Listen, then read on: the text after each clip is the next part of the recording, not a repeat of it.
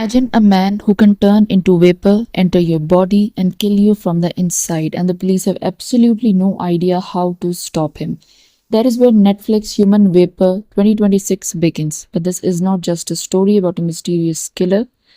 As Detective Kenji investigates the shocking murders, he uncovers a dark secret involving human experiments, revenge, and organization determined to bury the truth. So, who is Human Vapor? Why is he killing these people? And what really happened in the past? Let's break down the story. Human Vapor is an 8 episode Japanese science fiction crime thriller and a modern reimagining of the Toho's 1960 film The Human Vapor. But rather than simply remaking the original, the 2026 series creates a new story around mysterious ability to transform into vapor. The story follows Detective Kenji and reporter Koyoko as they become involved in a series of bizarre murders connected to a mysterious organization called White Center. And the first murder is what sets everything in motion. The drama opens with a shocking incident during a live television broadcast. Reporter Koyoko is conducting live television interview with Professor Sano, a respected scientist. During the broadcast, something completely inexplicable happens. Strange vapor begins surrounding Professor, enters his body. The body starts swelling until eventually explodes in front of the cameras. The murder is witnessed by entire country. What makes the crime even more disturbing is that there appears to be no conventional weapon, no obvious way for the killer to have entered or escaped the studio.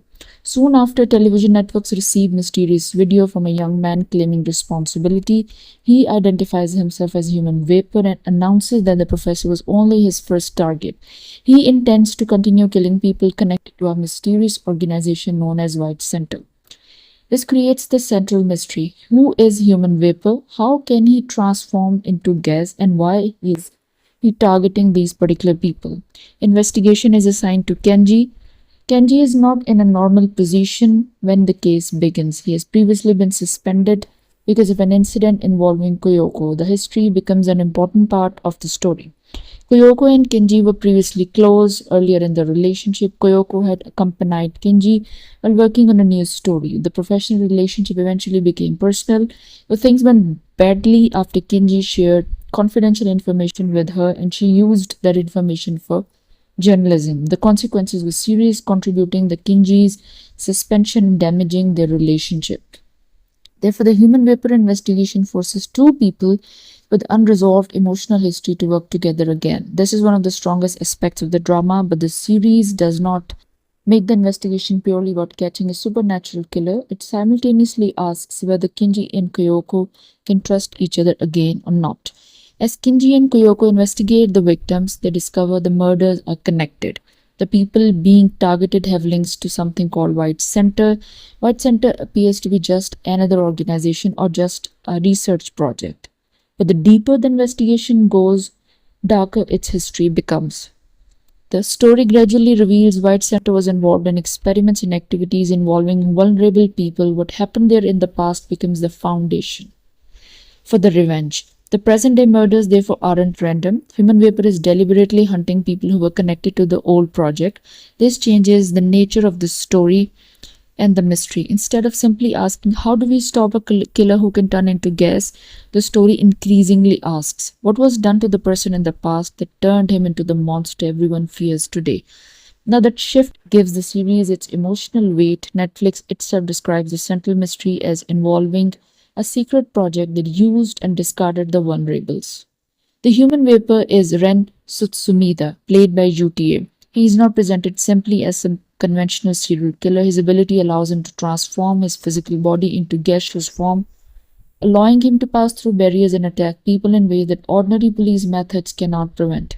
This makes him extremely difficult to capture. His murders are psychological warfare. He announces them beforehand, creating fear among the people connected to White Center. Authorities know another murder is coming, but they cannot easily determine where or how the attack will occur. The result is growing atmosphere of paranoia. Nobody knows who will be the next. One of the interesting things about Human Vapor is that the mystery continually expands. At first, it looks like supernatural murder case, then it becomes revenge story, then it becomes conspiracy thriller. Eventually, investigators discover that White Center incident is connected to much larger institutional and political interests. The police themselves cannot automatically be trusted. because there are indications that people inside the system have connections to the old events. Now, this creates another layer of tension. Kenji is not simply fighting an invisible killer, he's also trying to discover whether the institutions supposedly responsible for protecting the society have helped conceal the truth or not. Investigation therefore moves between present day murders and flashbacks to the past, gradually connecting the two timelines. Story includes siblings Kaho and Fujita. They represent another side of modern information environment. While Kinji approaches the case through traditional police investigation and Kyoko approaches it through journalism, siblings operate through online media and independent investigation. The involvement adds another layer to the story because the human vapor's crimes become a massive public spectacle. The killer understands the power of media. He does not merely murder people, he creates announcements, videos, public fear. In other words, the media itself becomes part of his weapon.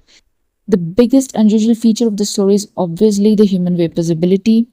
The series deliberately asks the viewer to accept this impossible premise rather than spending the entire story trying to provide the conventional scientific explanations.